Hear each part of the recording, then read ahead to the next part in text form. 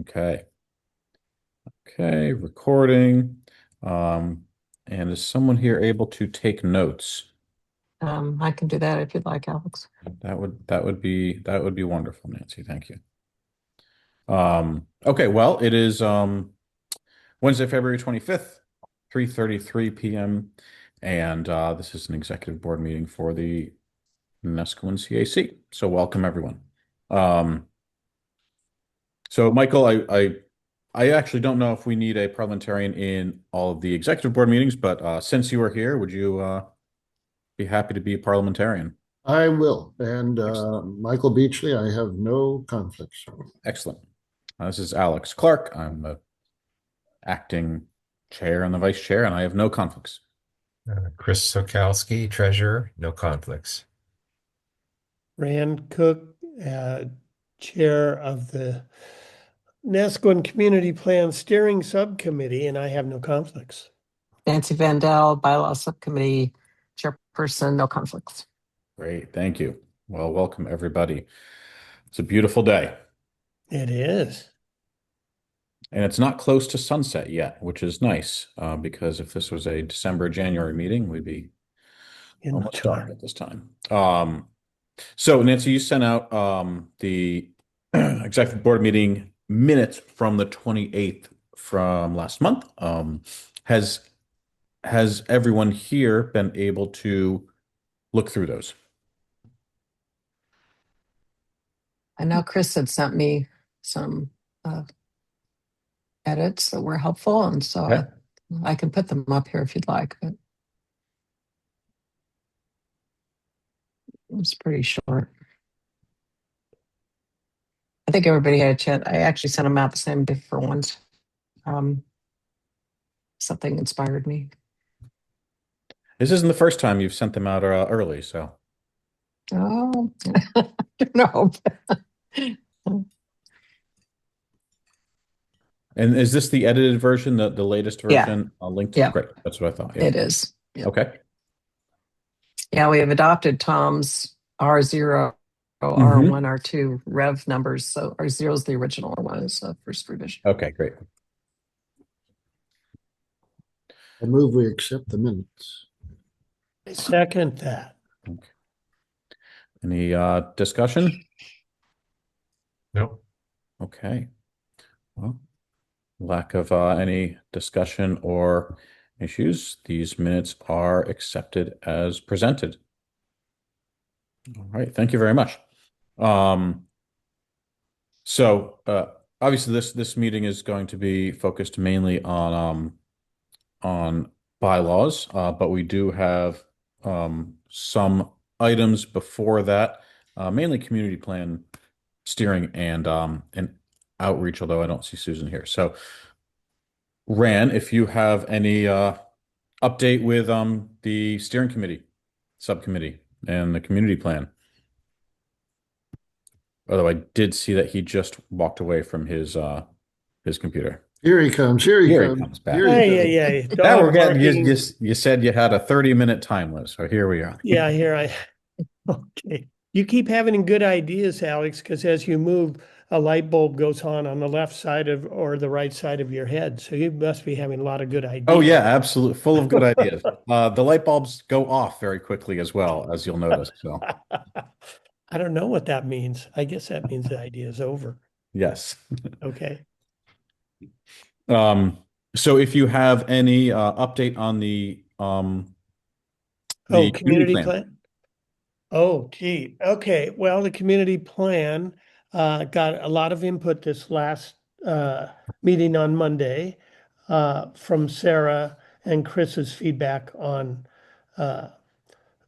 transportation and different ways that could be put in both as policy and with specific recommendations. That was a big one that I had submitted, and then people said that's not policy and blah, blah, blah. So we have a significant area of edits, and we're going to take, Tom has a lot of other obligations, so we're going to take pretty much a month from the 23rd to March 23rd before our next meeting, at which time we'll have all of those edits incorporated And I would suggest, is this too much going out on a limb, that we're pretty close on our draft, so that I can see the light as far as submitting a draft and presenting public meetings this spring. I think that's a pretty realistic goal at this point. So that would be my summary is, as of the 23rd of March, we should be pretty close to a document that we can present to the public, probably take only another meeting or two, and then we'll set out our public meeting schedule, which would be in a hybrid, looking for hybrid meetings and greater participation. We might even do some publicity. Uh-oh, how do we do that? Maybe the county can help us, or the NCAC will send out notices or something Mhm. to get participation. But that would be my short summary update. Okay, great. And that I don't know if you planned that at all, but that dovetails quite nicely almost to the week of the special meeting that we have planned for the bylaws Right. approval. So that's I wouldn't say it was consciously done, but it well did done. evolve that way. Yeah. Well, that's exciting news. Great. Yeah. Um, all right. And now I don't see Susan here. I don't have any updates from the outreach task force from her. Yeah, she's in the air at the moment. Yeah. So, I think she had mentioned that she would be somewhere France bound, perhaps. So no update there. I know she's been working on a couple neighborhoods and making some progress, but I'm sure we'll hear a little more from her at the next meeting. So now let me just pull this back up. So Nancy, I think actually I can't see the agenda now because my screen just closed. We may have one other thing that I put on before, which is talking about the March 14th meeting. Is that that's on the agenda. Yeah. Do you want me to share above? the Okay. agenda? Yeah, that would be great. I think I just closed the window. Okay. Yeah. I also have so many windows open. Here we are. I get you. Okay. I see it now. So we have a March 14th special meeting. The agenda for that is going to be essentially dominated by by units, by the bylaws and the presentation and then discussion and I imagine a vote at the end of that. Is that what you have in mind for the agenda for that? Yes, we should have a vote on the bylaws amendments. First, we'll present the bylaws amendments, and then we'll Mhm. present the policies and procedures amendments, and then we would have a motion to accept the bylaws amendments, and then a motion to accept the policies, procedures, and references amendments. So the bylaws amendments require a 2/3 majority vote, and the PP&R requires a simple majority vote. Okay. So we're hoping it'll be fairly short. So we'll be presenting here right after this, what we would be presenting in the meeting, most likely. Although we've already had a few amendments just from last night, and then some from some emails back and forth with some people. But yeah, it should be. We're hoping for less than an hour. Okay. We're hoping for a quorum. We're going to have to do some advertising ourselves, like Ren talked about. But yeah, it should be hopefully fairly simple. Is that a 15-person quorum? Yes.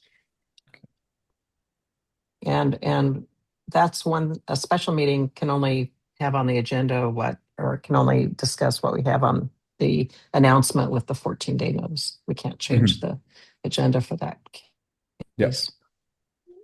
And has the email gone out for that? I know we've talked about it. Has the announcement gone out for that meeting? So we've talked about it in our meetings, but I'm actually going to be putting together something for Candace to send out an email blast before the Saturday meeting, hopefully to go out tomorrow. Okay. That will go through the entire schedule because she kind of tends to go a month at a time. So I want to have something just on the bylaws and PPNR scheduled. We had one person last night at our feedback session, and it was very valuable. He was quite interested, Brian Batchelder, and so it was a nice. It was, we went through that with him, but we need to have a few more people hopefully on Saturday, and of course we had competition from the State of the Union address last night too, which we had scheduled before we didn't realize the conflict. But anyway, but Saturday hopefully we'll have a few more people. Otherwise, we as a committee are just thinking that we've built trust. People are fine with it. But hopefully we'll get some of our previous regulars on Saturday morning. I think it's probably a vote of confidence that less people turned into the bylaws because they were concerned about the state of the bylaws. Mm-hmm. Yeah. So yeah. Okay. And for that, for the agenda,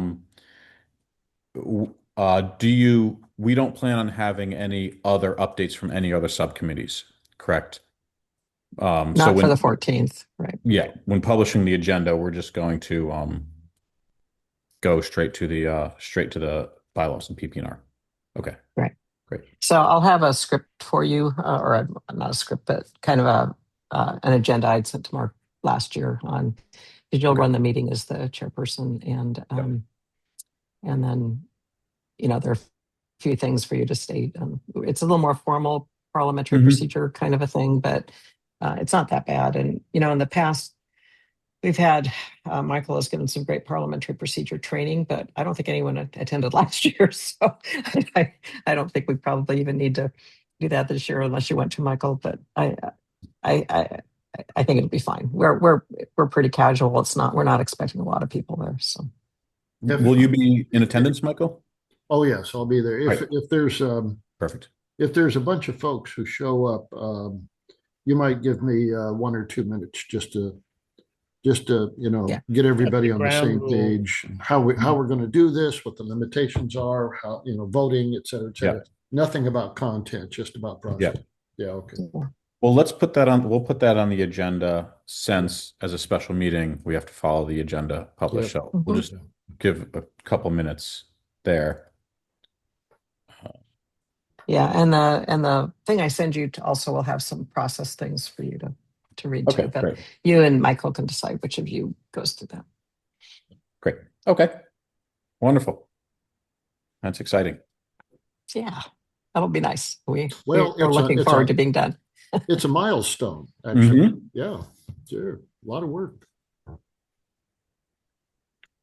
I think it's the stone that all the other milestones are referring to, in the sense that it's the final one for the time being. For this year, yeah. Okay, wonderful. We're still leaving a few things for next year, but yeah. It's a couple of never rocks. ending. Yeah, right. You can't build Rome pebbles. in one day. Some pebbles. Pebbles. Excellent.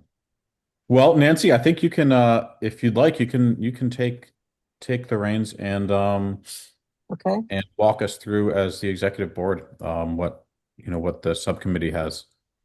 Okay, we appreciate your taking the time. I don't know if anyone had a chance to look at anything ahead of time, but I've reviewed different parts of this with you guys. But we really want your feedback, because the PPNR really is going to be mainly used by the executive board people. So I just want to show you what's in the meeting folder, because I updated some things. Apparently, we've caused a little bit of confusion because we haven't actually had the bylaws in the folder. We have bylaws changes in the presentation, but I went ahead and put in the actual new bylaws with the proposed amendments in it, just so people understand. There is another document here that overarches everything, and so the changes are in there. I'm not going to go through that today, but it's in the folder for you to look at. And then we have the policies, procedures, and references, which I will go through today a little bit after the presentation. And then we have the presentation, which has been updated some. So I'm going to go now directly to the presentation. And, this is casual. So Susan's in the air, Wyatt's traveling, and And Tom was planning to be here, but he's gotten caught. So it's going to be Michael and me. And I'm going to start the slideshow. And that's the wrong date. I didn't get that changed. Oh, well. So basically, you know, our committee, we've been pretty much the same all 3 years. Mike Wyatt Angelo, Michael's our scribe, Susan Schoenberg, Tom Sipes, our editor, and I'm chair.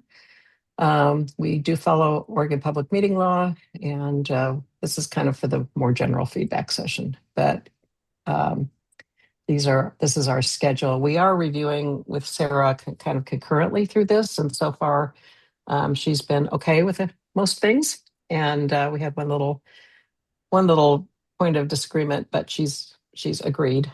We've come to terms on that, and everything will have to go to the attorney. So, but at this point, everything is good from the county's perspective. If we need it, we'll have another feedback session on Saturday, March 7th. But so far, we are hoping we won't need that. We plan to have the final proposed documents ready by March 9th, and then the membership meeting that Saturday. Nancy, quick question. So, Was the issue with Sarah what you discussed about inviting alternate opinions on it county was. matters? Okay. It was, yeah. It was a part of the policies about speakers, and specifically if it was regarding a ballot measure that the county has taken an official position on. They would prefer that we not invite all sides. And the subcommittee felt pretty strongly that this was a democratic society and we should be able to present all sides for the issue. And so Sarah acquiesced on that. She's going to talk it over with the county commissioners. It was a bit awkward when we had the ballot measure last year, and we had all sides. Well, both sides were represented. They didn't actually come, but there was some material presented. So, in fact, if you guys have any comment on that, I was going to bring that up. So, if you have any thoughts on that, please feel free to talk about that.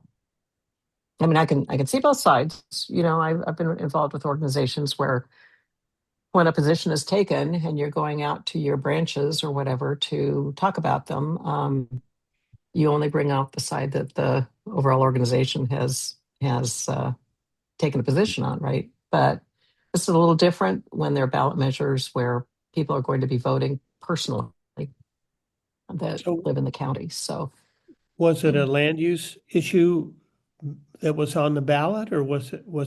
It was a tax ballot. It was a tax proposal to be able to have a tax for emergency radio systems or something like that.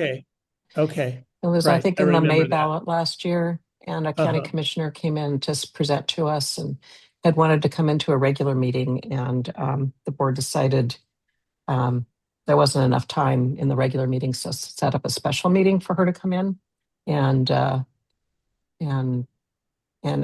Mark went and researched the other side of the issue and invited them to participate. And they didn't send a speaker, but they sent some materials that he presented. I see. So it put Sarah in a little bit of an awkward position because it's her boss, right? The county commissioners are her managers. But she said she'd take the hit. So when can I comment on that? Yes, please do, Michael, because you're involved in our discussion. Yeah, when we talked about it, there was a kind of a little ripple through everybody at the moment that we started talking about it. Say, wait a minute now. We're not speakers for the county. We're advisors to the county. And that's, look at our title. There's our title right there. We're advisors. And if we are going to give advice, then we ought to be able to have had the chance to evaluate whatever it is we're going to give advice on. And so, that's a pretty basic democratic process. And so that's what Nancy took back. And Sarah understood that. I mean, she really did. And Nancy's right. She was kind of caught in between there. Right. Well, And one of her points too was that that we would have an opportunity to provide our input before the county made their decision. But I think we weren't aware that the county was considering and that we had that opportunity. So I think that's something we as a board should be aware of, is that when the county is thinking about putting a ballot measure on the ballot or taking a position, if we know about it, we should probably at that point consider what we would like to say to the county about it. In this case, though, it was a ballot measure that people are going to have to vote on that live in Tillamook County, and it seemed appropriate to be able to provide both sides. And there's been a trust issue, so that was another thing that we pointed out, and so she was okay with it. Well, good. I'm glad that resolved. Okay, yeah, thank you for asking that. So let me try to get this thing the other direction. Whoops.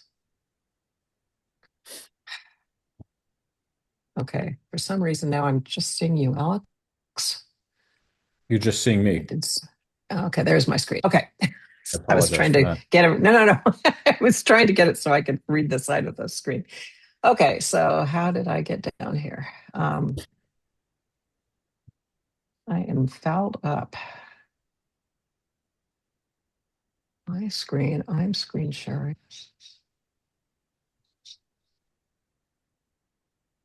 Okay, I'm going to just stop sharing for a second and reshare.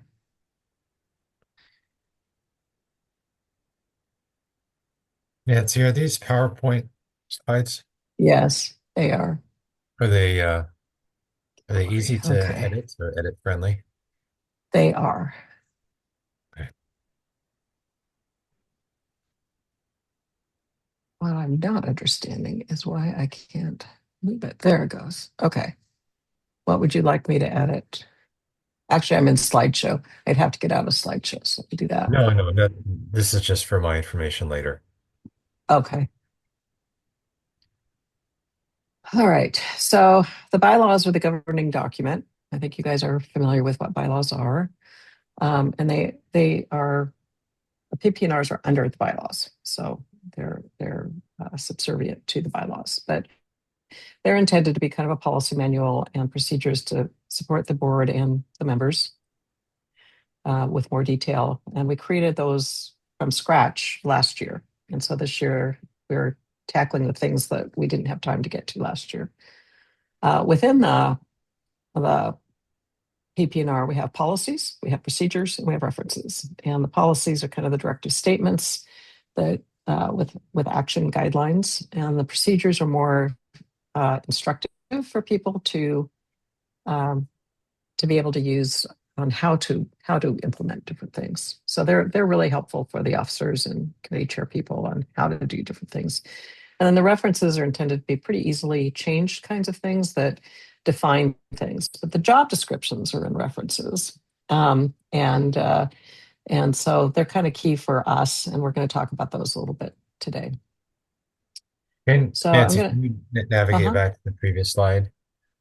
So in the PPNR, in the second paragraph, you define NCAC.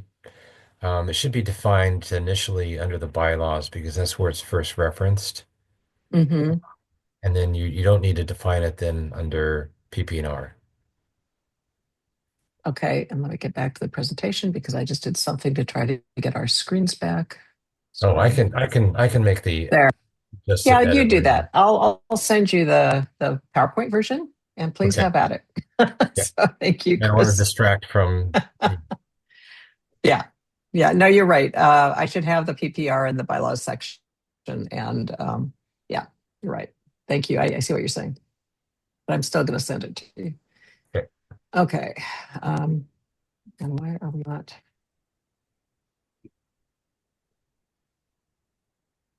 Moving. Okay, I'm gonna just escape out of this.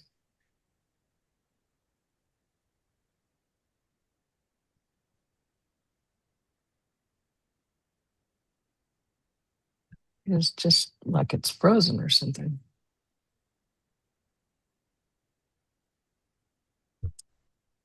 I'm going to stop sharing and reshare. Sorry. Mhm. Go back into PowerPoint and get out of there. Okay. I'm just going to go back to the document.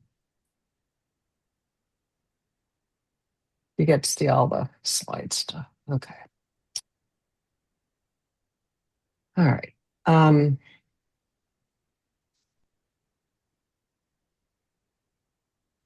So we have 3 proposed bylaws amendment, and Michael, you'll note I've reordered them so that they're actually in order with. So the first one is about secretary duties regarding recording of minutes. The second one is leaves of absence, and the third one is voting. After we discuss those 3, then we'll go to the PPNR. So Amendment 1 is the secretary duties. I think we've talked about this before, that it just allows us to have the secretary be able to delegate the taking of minutes, that the secretary is still ultimately responsible for making sure they're accurate.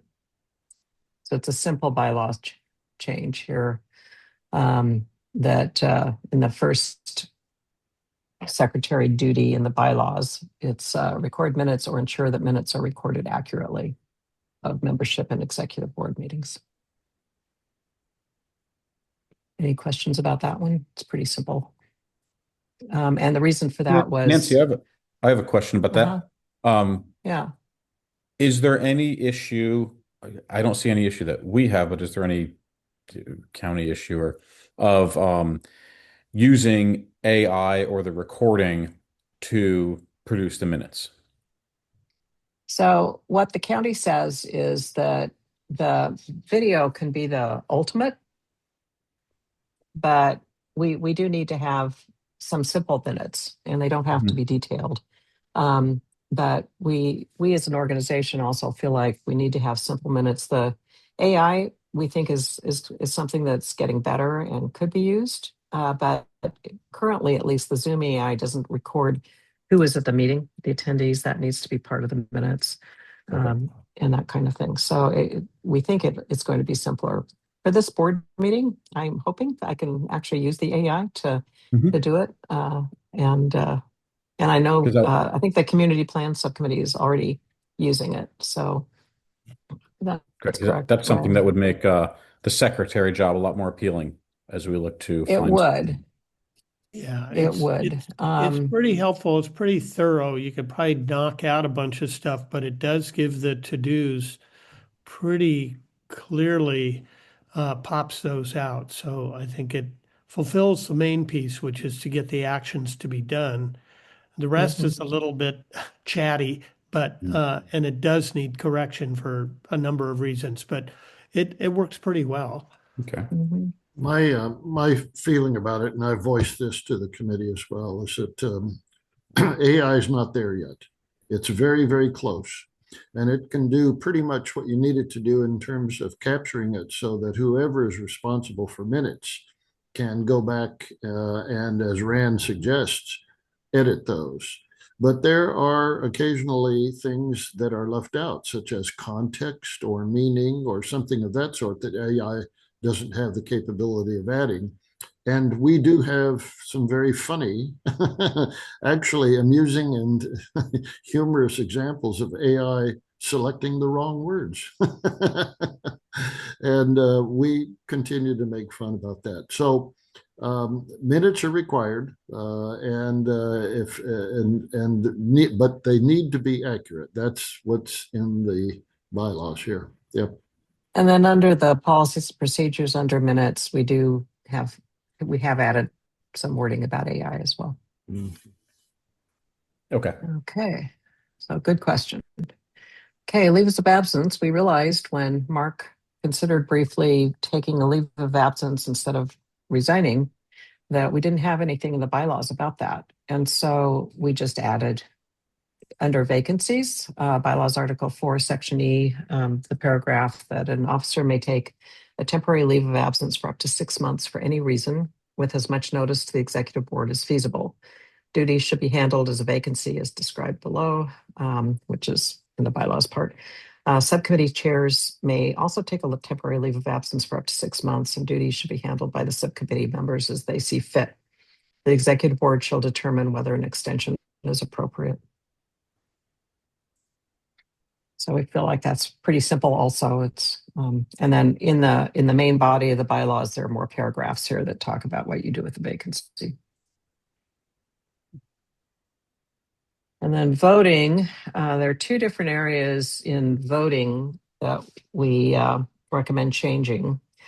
One is that when we first did the bylaws, and actually in the previous set of bylaws before we redid them, it required a roll call vote or a Zoom poll to take any vote.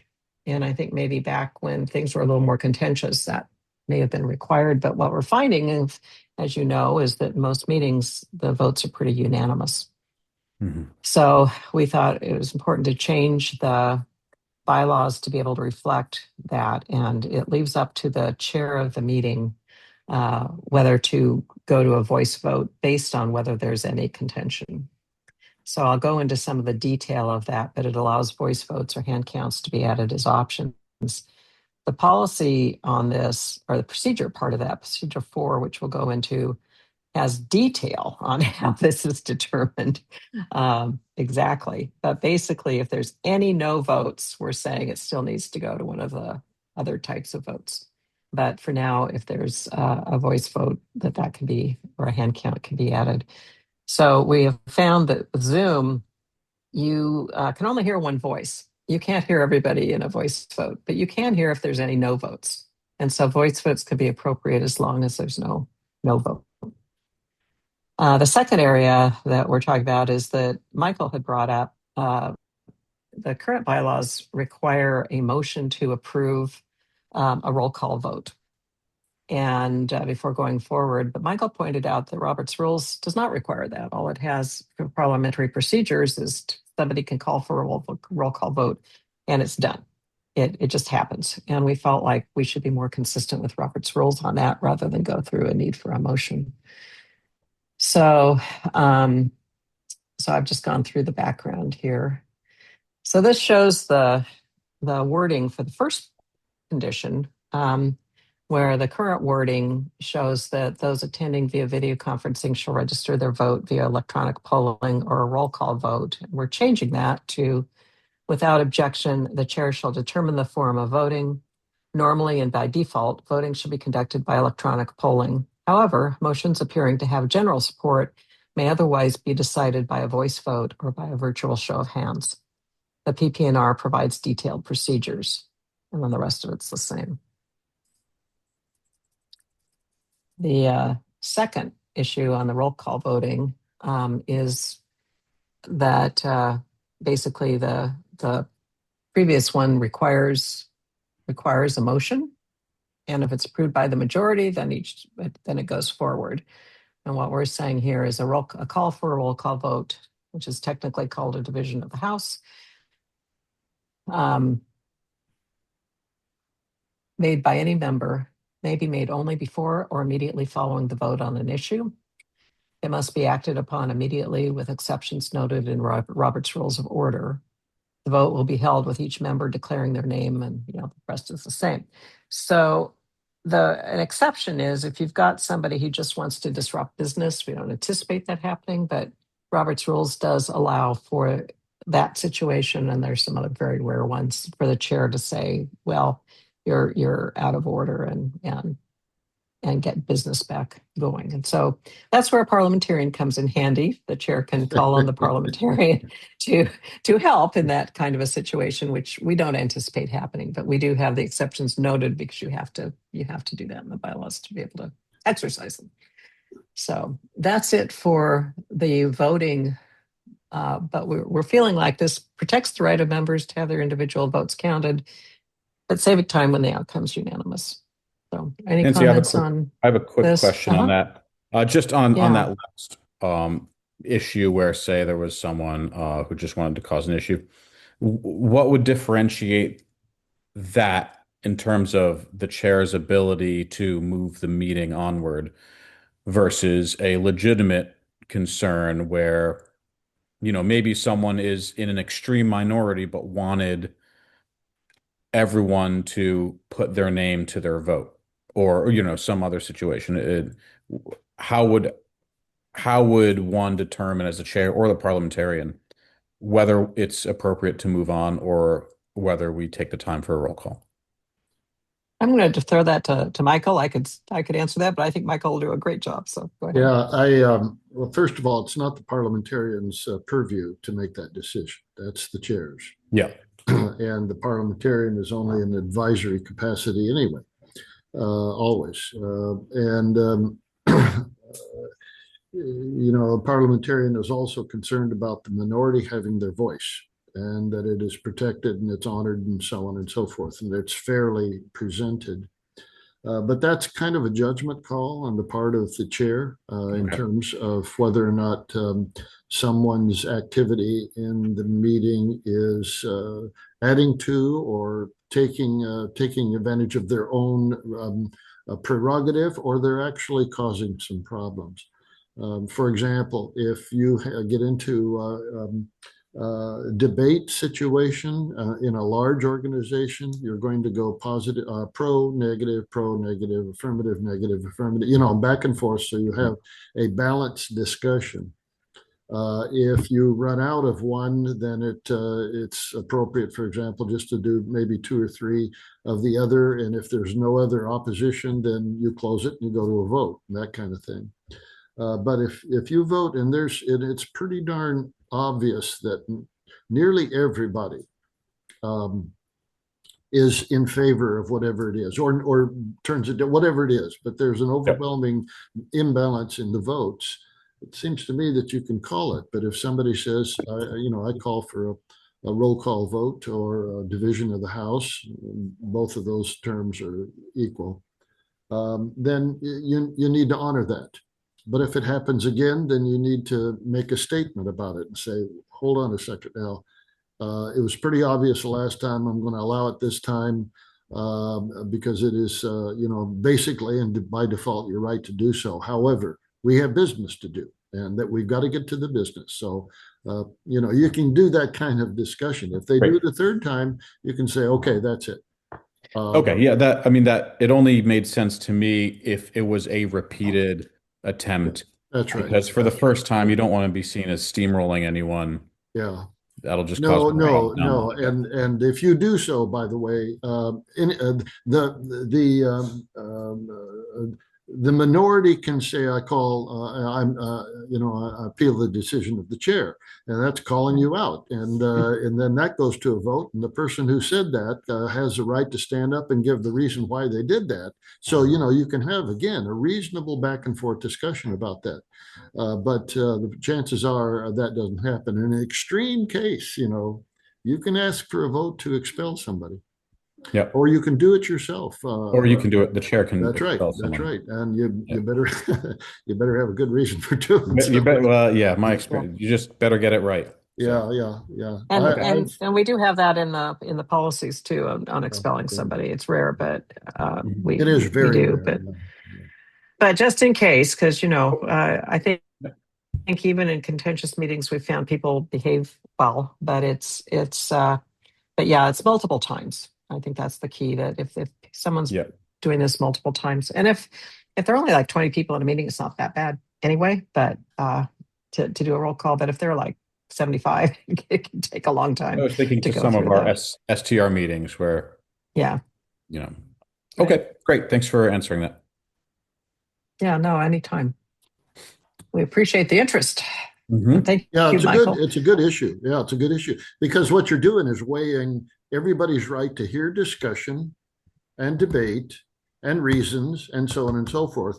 But then every once in a while, you got that turkey who wants to just stick it. Mm-hmm. So that's the end of our bylaws amendments. They're pretty simple. Okay. Any discussion? I mean, do you feel like those are okay to proceed with? Okay.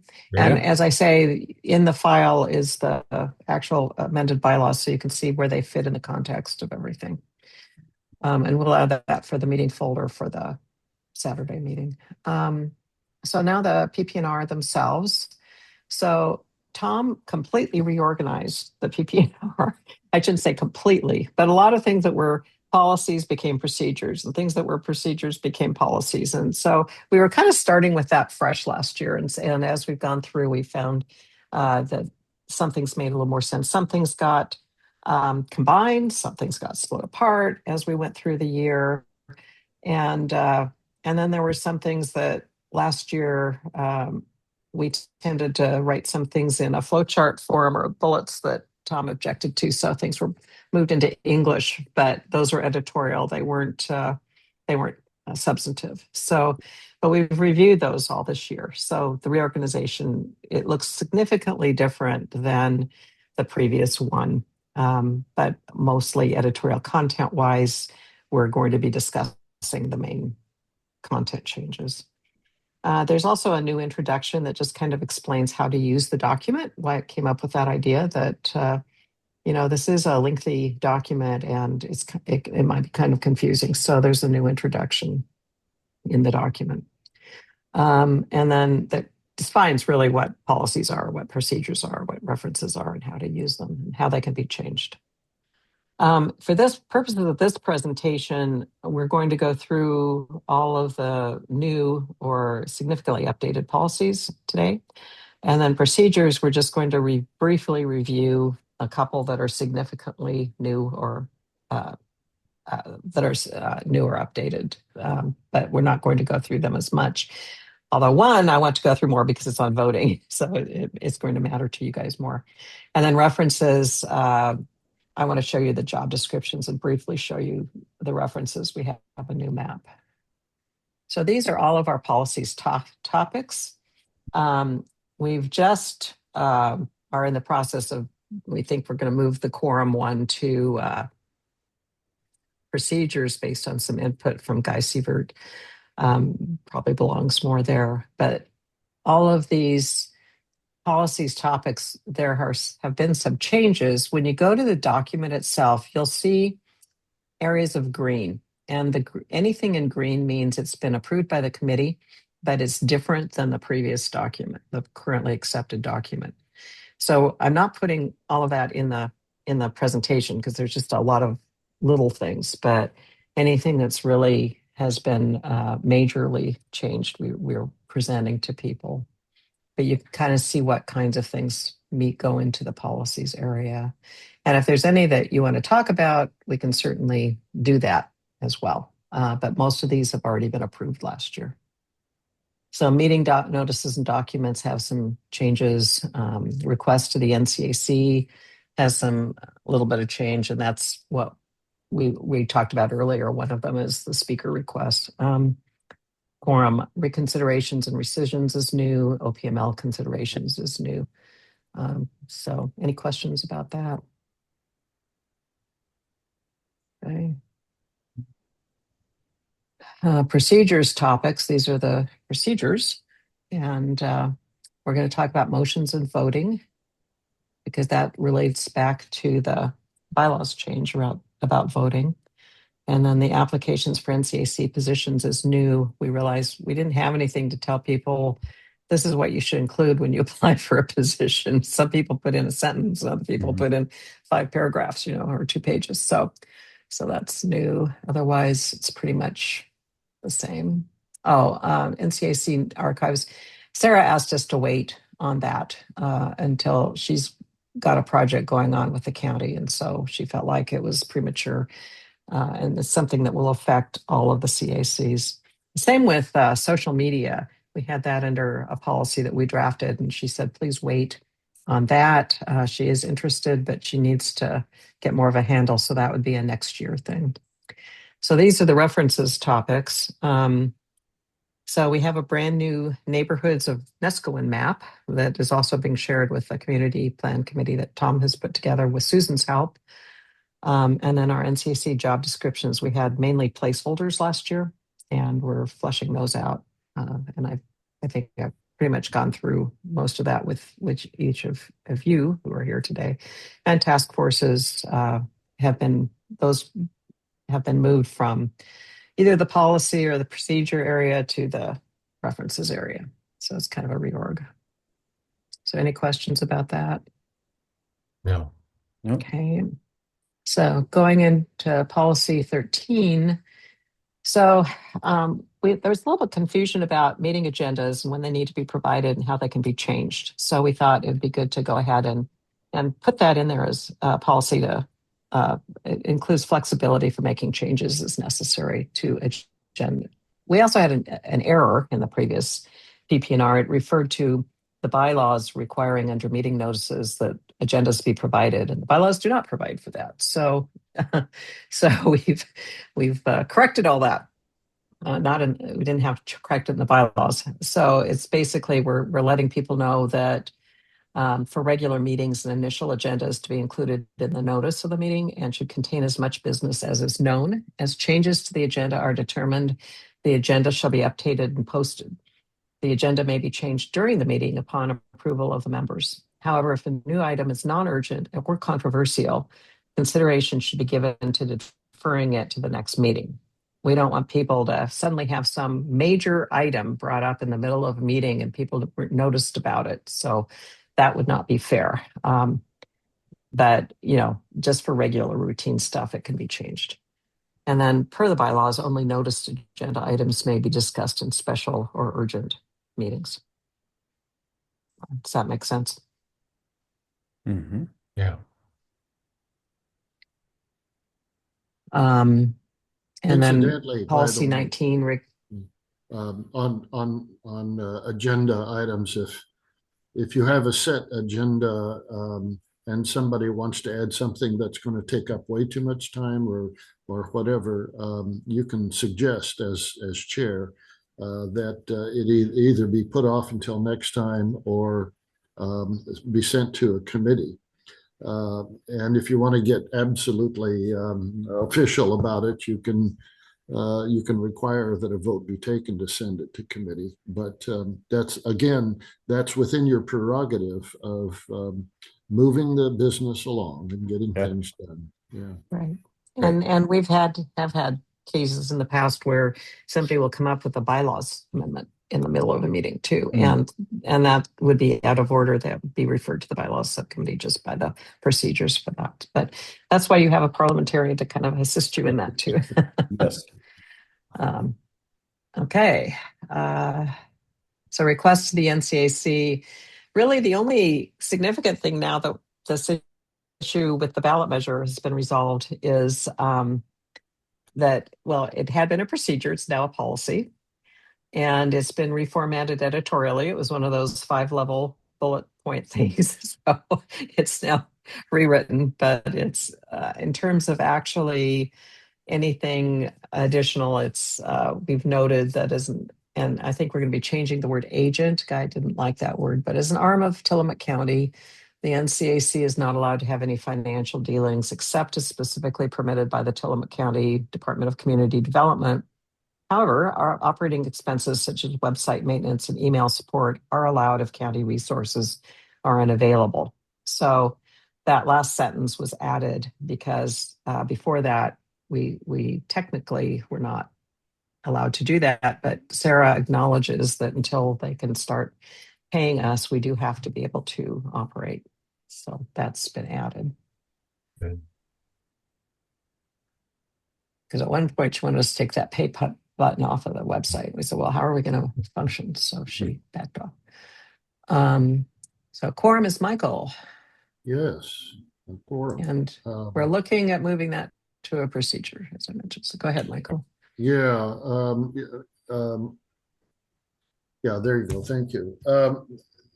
This is just, it's just a procedure and it helps somebody along. They say, hey, wait a minute, we don't have a quorum. What do we do? What do we do? You can't conduct any business without a quorum. You can certainly meet and just chat. I mean, you can talk about ideas, but you can't have any policy or business covered. So that's really one of those important things about it. If you don't have a quorum, our thinking about that is that there'll be a time down the road when somebody is not quite sure what to do when we don't have enough people to conduct business. and this helps them, go ahead and pick up the phone and call some folks. Get some people who are already members and get them on there so that you can at least get a quorum going and you can get the business going as well. The hiccup there once in a while and we didn't talk about this, but the hiccup is that if somebody drops out and you go under a quorum again and somebody says, I call a quorum, and you don't have one, then you got to stop the business. Can it go any further? You've got to adjourn or postpone or whatever it is that you feel it's important to do. That's pretty rare. So call somebody, get enough people there, make sure that they stay and you've got the votes and you've got your quorum going. And again, the last point there is it's an information only meeting. If you don't have a quorum, you can chit chat, you can do whatever you like, but that's pretty much all there is. It is important for the chair to call or to make note at the beginning of the meeting, a quorum is present. And we might even make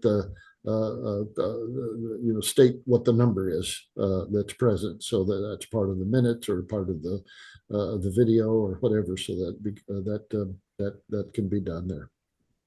Next. And that is why it's important in the minutes also to have the members' names on there.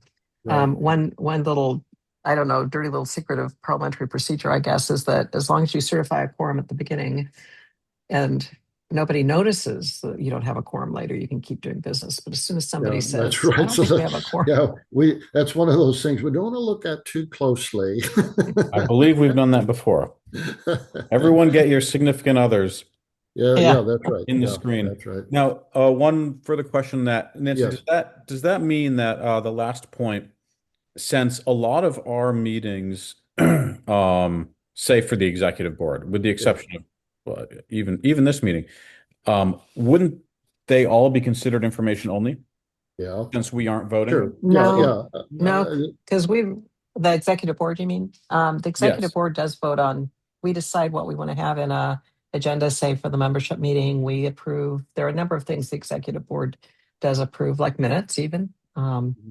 So it's not purely, this part it is purely informational, but although, if you guys had input, it could end up changing it. Yeah. But like a feedback session is typically information only, or if you have a presentation, a special meeting with a presentation like we've done with Tillamook County coming in or whatever, that's informational. But no, executive board meetings actually do have a quorum, and so do subcommittee meetings. To be able to operate, we have to have a quorum. As the chair, can't the chair set the agenda up until the beginning of the meeting? So the agenda discussion isn't necessarily a voting matter, but would the approval of the minutes then be the thing that would hold up?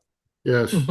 The executive board meeting? Yeah, that's a vote. Anything that requires a vote or anything that moves towards business, it just can't be done. Because you don't have a meeting. Essentially, is what that's about. So basically, you're just getting together to chit chat. Great. And that's all Even there is if to it's it. even if it's not a formal motion, they're implied motions. So like if you say at the beginning of a meeting, like Michael today hadn't actually made a motion on the minutes, you could just say, hearing no objections, the minutes are approved as presented, right? Yeah, That's still a motion. An implied motion. Okay. Yeah. You can't make decisions. That's the bottom line. But it is a way that we could all talk.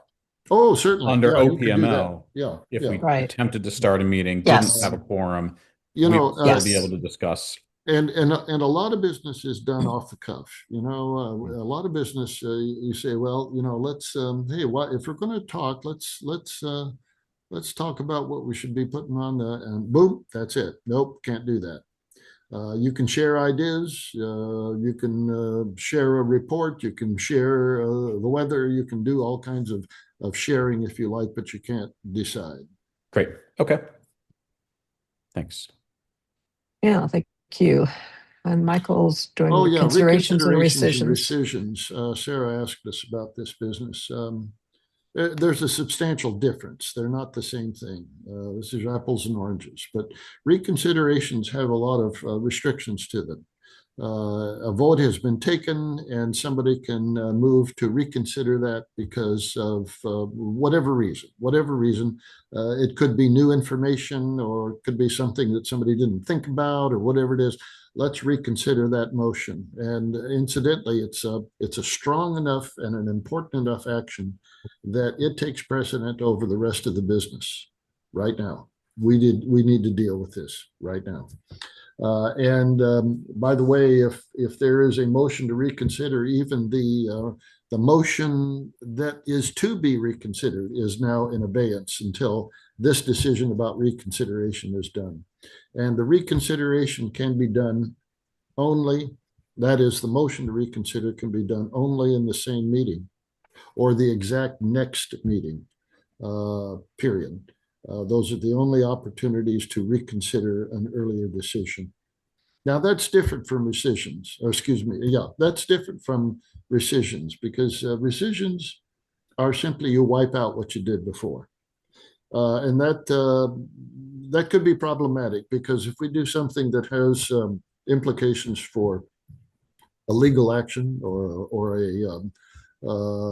a contract or we make a decision that goes to the county and the county acts on it and so something else is put into action in the real world based on it, then this organization will not have the opportunity to do rescissions. But generally speaking, a rescission is wiping out a decision that occurred earlier. And normally speaking, by the way, well, no, I don't want to put that limitation on it. I was going to say only in the session, but that's not true. It can be any time. Could be years down the road. In fact, that's what happened. Sarah had an instance with another CAC where they wanted to revisit and rescind a decision that they made 4 years before that affected some property limitations. So it caused all sorts of problems. And so there was nothing in the bylaws or policies and procedures about that. She asked us to come up with something. So that's what it is. Yeah, it could be, something for us. It's most likely to be something like, well, let's rescind the fact that we've got 7 people on a committee. All right. And, let's rescind the choice of that special committee that we just decided 3 weeks ago or 3 months ago or whatever. Okay. Yeah, you can do that. But once you do something that goes to the county and the county acts on it or other people because of their property, they act on it. And you see what I'm saying? That kind of legal issue gets involved. We won't be doing that kind of thing. And so there we go. That's rescissions and reconsiderations, and they're 2 different things, and they're kind of important to watch when they occur. The leadership better be awake on that one. Mm. And we're hoping that won't ever come up. But with the community the community plan stuff, who knows? It could. And so it was significant that Sarah asked us to do that. Mm. Well, thank you, Michael. So Wyatt normally talks about OPML, but he's traveling. So basically, as you know, everything that we do, we're, as an arm of the county, we are subject to Oregon Public Meeting Law. And so we wanted to provide some specifics about that. The bylaws talk about us being under OPML, but we had some confusion about what we could do and couldn't do. And originally we were under the impression that we couldn't even schedule meetings without, communicating with everybody. But it turns out, no, we can. So there's some exceptions that we're noting here. So an exception is actually not where we're not making substantive decisions, but we're just doing some scheduling of meetings and that kind of thing, or information meetings, et cetera. So that's an example. And then here's where I think we had talked about there before, the conduct of the meeting. The chairperson shall remind all persons attending a meeting of the requirements of decorum, respect, and order as needed. So most of the time it won't be needed, but the chairperson may require any person violating these requirements to leave the meeting or direct the host of any virtual meeting to cut off the audio of that person. So luckily that's never come up, but it gives some information on how to do that. And then outside communications, this is important for all of us, that if any voting member of the NCAC or a subcommittee sends or receives electronic communications related to a matter before the subcommittee, and really it's not just electronic communications, it's any. I think we need to look at that. Any communications. I'm going to highlight that. We need to look at that. Related to a matter before the subcommittee, the member shall disclose the nature of those communications to all in attendance at the meeting prior to a public comment and a vote. I think this was something that Wyatt was concerned about in terms of if we're getting communications in a meeting, like, we need to disclose that. But really, we are required under OPML that if a member talks to us about an issue, as a board member talks to us about an issue with the NCAC, we need to make sure that's recorded somewhere. So like we have a file in the bylaws subcommittee of any kind of emails back and forth about substantive kinds of things, just in case we're ever asked. We don't declare those in meetings because people don't care, but if anyone were to ask, we could let them know. But typically, because our meetings are videotaped, we're okay. Everything's out there. But if somebody's sending, say, a text message to you, Alex, in the middle of the meeting saying, I think we need to go blah, blah, blah, then you should say, I've received this communication, or Chris, or, really any of us. Does that make sense? Yep. So Wyatt actually bought the whole book on Oregon public meeting law. And I think you may know Wyatt's a former federal prosecutor, and he read it and kind of took out these different parts here. And so any questions about this? Yeah, outside communications. I know we talked, I think it was our last meeting, we talked about the issue where there was a board meeting, maybe it was a school board, and a Yes. board member was receiving texts and almost prompts.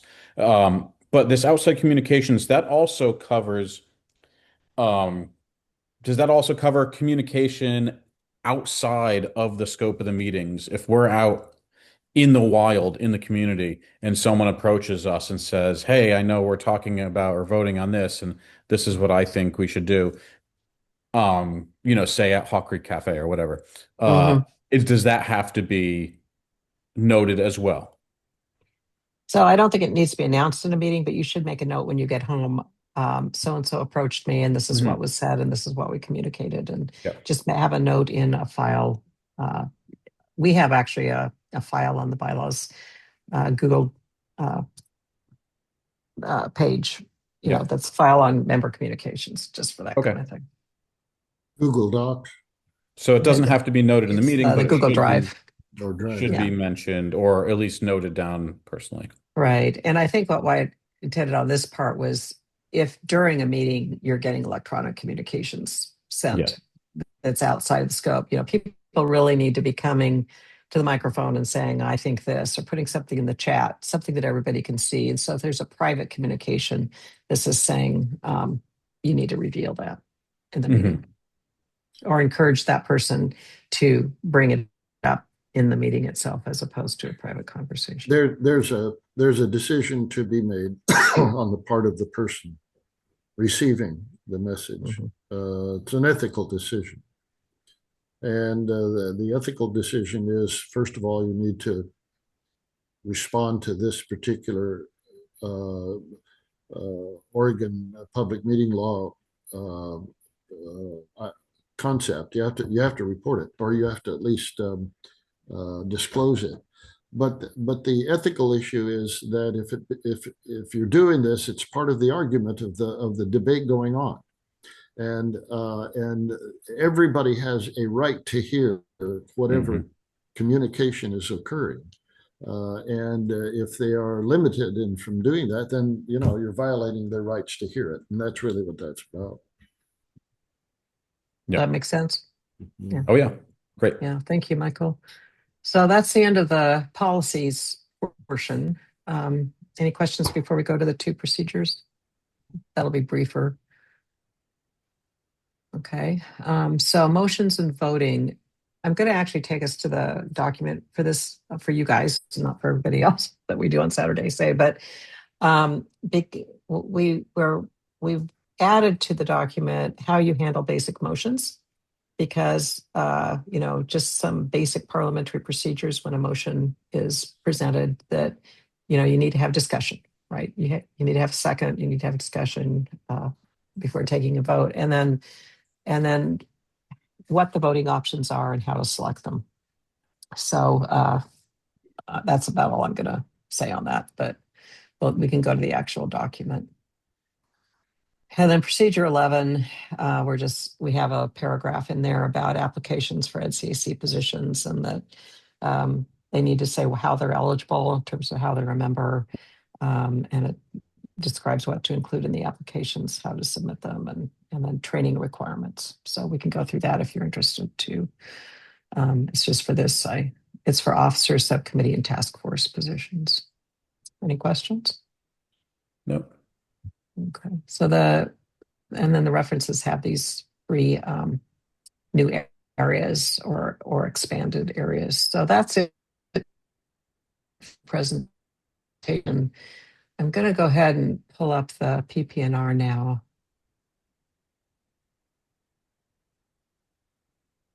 Actually, I'm going to pull up the bylaws just to show you. This is brand new. This just shows our bylaws. Okay. It's an overarching document, and really we just have these three areas: section E, vacancies. Actually, there's a little thing on secretary up here. There, it's a little blurb here in secretary. Sure that the meeting minutes are recorded accurately, and then the new paragraph under vacancies. And then under meetings, we have the voting. Where'd voting go? Oh, I need to correct that page thing here. So it shows what was lined out, what's new. So that will be submitted to the county, and I'll have it in the packet. But otherwise, everything's the same. Okay, so PPNR.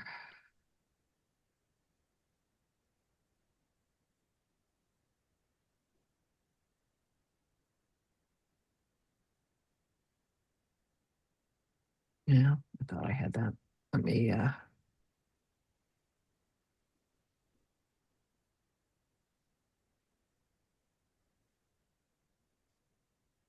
I'm getting a spinning screen. Sorry. Okay, let's see here.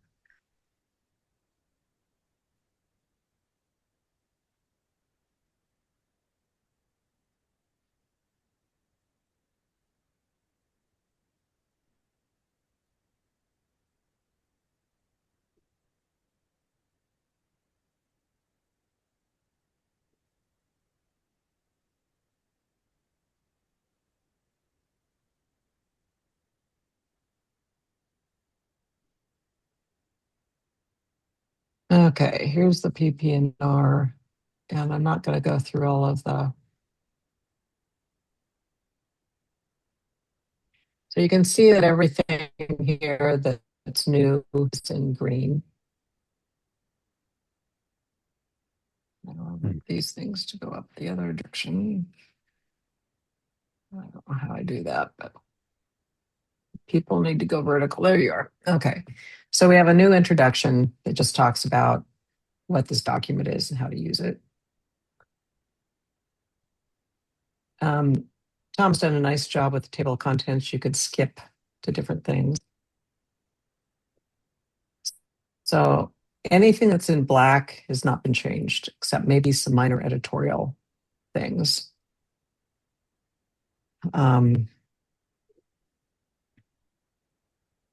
So when you go through this document on your own and you have any questions, please don't hesitate to contact us, and we can answer any questions you have. But this is policy 13 with what we had just gone through, the meeting notices and documents.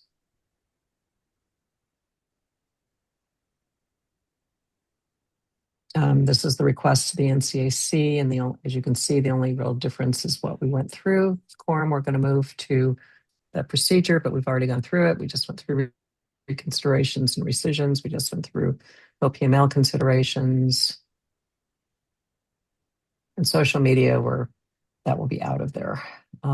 Procedures. So procedure 4.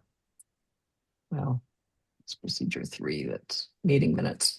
So this just talks here on meeting minutes about adding AI, what you still have to do even if you use AI. Motions and voting. It goes through quite a bit of, let me make it bigger, detailed information. So Alex, you particularly, if you could look at this and just see if it makes sense to you and whether you think it's too much or it's about the right thing as you're running a meeting, how to decide. And Chris, you're welcome also to weigh in on this. It's to because voting's so important. We just wanted to make sure there's a lot of information as a resource on how you do it. How do you conduct voice voting? What do you do if voice voting doesn't work? And you need to, what is your next option? You can go to show of hands. You need to do a Zoom poll or roll call vote. But what happens there? So we don't go into the nitty gritty of how you set up a Zoom poll. That's more of a, in the communications task force, they have kind of they're doing a procedure manual of their own, kind of task force kind of a thing, but at least gives you some idea. And we're intending this to be helpful for you on how you go about this. And obviously you don't need to memorize it, but it's and particularly a new chair, what do they do? So we're not going to go through this in detail here today, but please take a look at procedure 4 and see what you think. Yeah, that's a nice kind of decision tree of the basics of, does the voice vote work? Does raising hands work? If not, then you have to take the time and go down the roll call. Right. And it's a judgment call on the part of the chair. And by chair, little C on the chair, it's whoever's chairing the meeting. Usually it would be the chairperson, but the NCC chairperson. But anyway, what we want to be fair. And so if there's any kind of even one vote no, then we go to one of these other voting things. And so if there's one vote no on a voice vote, because the assumption is that sometimes we might not hear everyone's voice at the same time because of the technology that we're using, then that's automatically okay, let's do show of hands.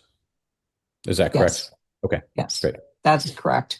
And and it might be that you want to have people put something in the chat. It might be that it depends on how many people there are. If you've got 20 people in a meeting, usually you can see everybody on one Zoom screen. It depends on what platform you're on, hardware platform you're on, but you can usually see everybody.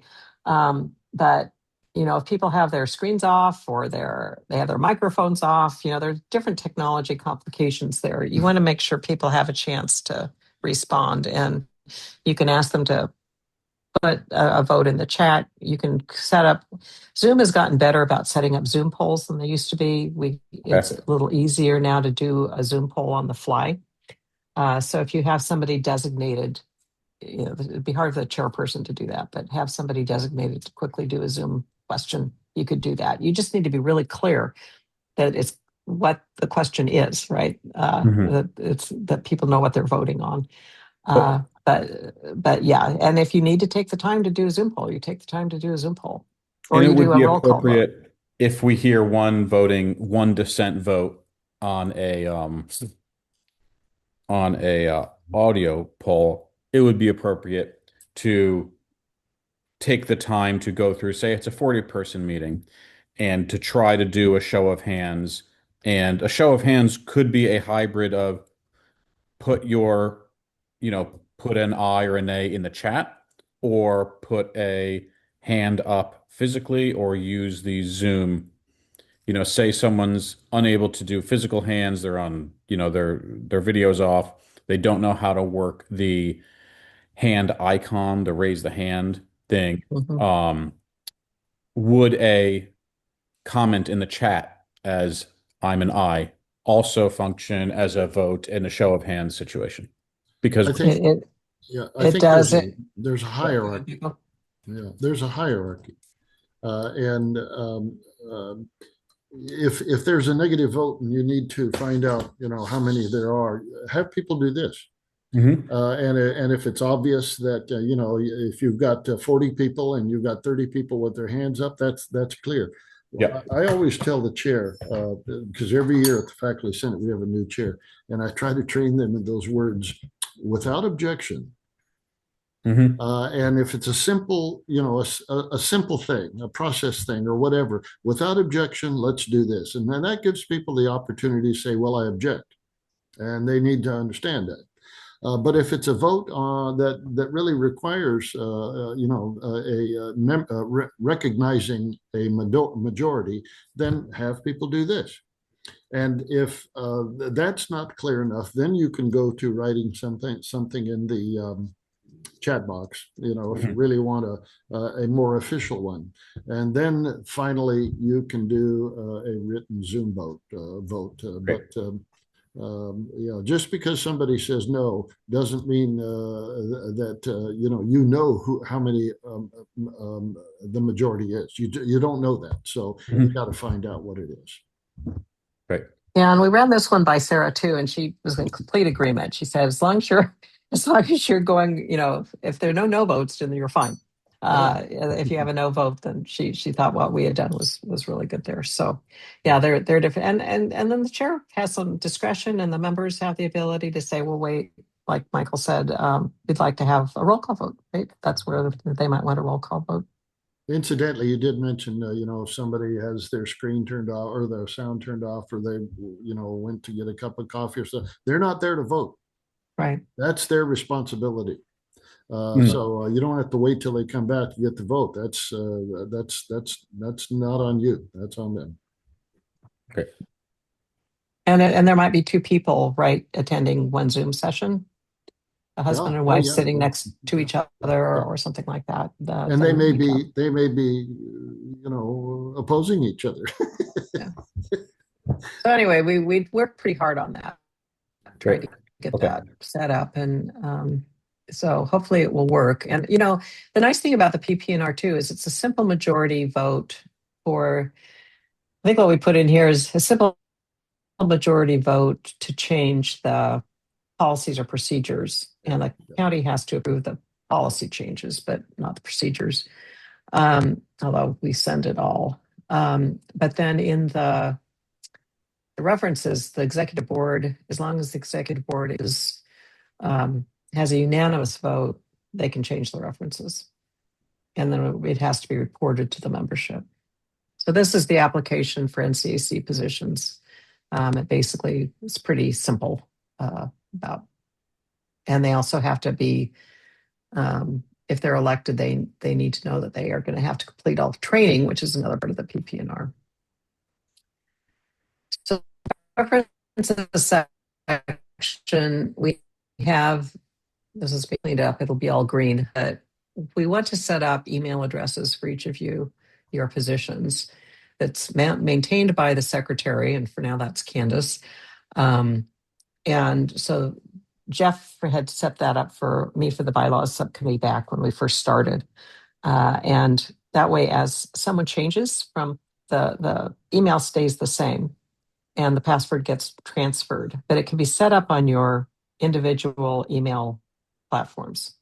So, Alex, I'm thinking if Rand wants some help with that, and I'm thinking it might be good to set you up with the chair or vice chair, whichever you prefer, or Mhm. both. Set you up, and then if you could go meet with Rand and help him get going with his, that it seems like that Yeah, I might talked to be helpful. Candace and Ran, and just waiting for a time where both of our schedules Great. allow us to be But in the same place, but we'll get it done this week and get him up. oh, great. And it sounded like if you've gone through it yourself, and I can help because I've done some of that too. It's just hard to help remotely fit. Yeah, it's something you have to see. I should be able to do it myself. I've done adding Google Yeah, emails to my other accounts. So, great.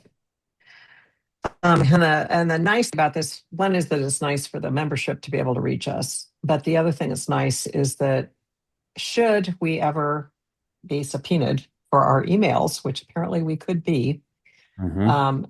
by using these emails, we don't have to show all of our personal emails so I try very hard to be sent. I don't always make it, but I try very hard to send it out from my bylaws email so that I've got that in a file if it's ever needed.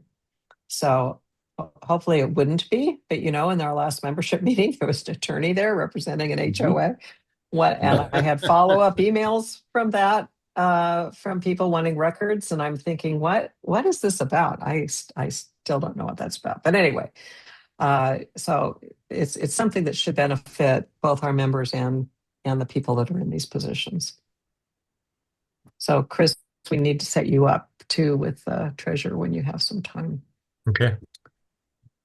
And then we've added some stuff. So basically this first part is reference one is all contact stuff. So it's got other organizations. We just added something Susan wrote up on the NCA, monitoring task force.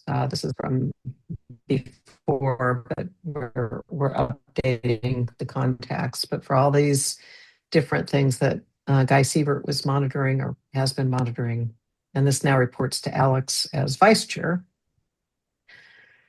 And then we're saying which version of Robert's Rules of Order are currently in effect, which is the 12th edition. This has not changed. It's our reference map that we worked very long and hard on in the bylaws the first year. This is a new map of the neighborhoods of Nesquin. We'd love it if you would take a look at that. It's been evolving. We now have 13 neighborhoods that have been identified. We realize that there are some sub neighborhoods, but these are the ones that Tom and Susan felt were the main ones, and has also been working with the community plan. It'll appear in the community plan too. He had nice little colored blobs back when it was about 8, but now that we're up to 13, that got a little prohibitive. So, and one reason this is valuable is as part of the outreach task force, Susan's trying to find a representative from each of the neighborhoods to be part of that task force and to be able to disseminate information to their respective neighborhoods about the NCAC and to get information from them on what they'd like to see. So now we have the job descriptions. So Alex, I know I went through this quite a while back with you, but please take another look. Each of the bold-faced lines are right out of the bylaws. And so then it's gone, we've had more information. I think I went through this with Mark also, because we've had this for a while. Yeah. But just take a look. We're not going to go through all that today. And the same with the vice chairperson. We've added a few things, which you were aware of. And then duties of the treasurer. This is brand new. I don't know why it's in purple. Oh, it should be in green. I'm not sure why it's in purple, but it was just added. So, and this is something Chris and I, thank you, Chris, very, very much for your input on this. This went through. And duties of the secretary, the only change there is the minutes, sure that they're recorded as opposed to recording them directly, which they can still do. And then task forces, communications task force. Just one little new thing about working with the secretary to collect membership information and seek approval from the executive board before implementing tools to collect information. That had been in a different spot. I think that was in outreach. It's been moved to communications. I like that was more appropriate. And then outreach has the neighborhoods of Nesquin. Otherwise, there's not a lot of change. Anyway, just read all the green sections. Actually, you could read all the black if you want to, if you have any other changes that you see. But that's pretty much it. And then we have information about Oregon, from the Oregon Ethics Commission, about the honor system and what we can do ethically with resources. This is in the original one. It's not any change. So that's basically the PP&R. Any questions? Not at this point. Well, appreciate you guys staying through all of this. Yeah. I know it's just so terribly exciting, but it does represent a fair amount of work on our committee's part. That's an understatement. Yeah. So if you do, have a chance to review it, let us know. We have our next bylaws subcommittee meeting on a week from Friday, and we have our last feedback session, hopefully last feedback session this Saturday. Mhm. We've already made some adjustments just based on some input from Guy.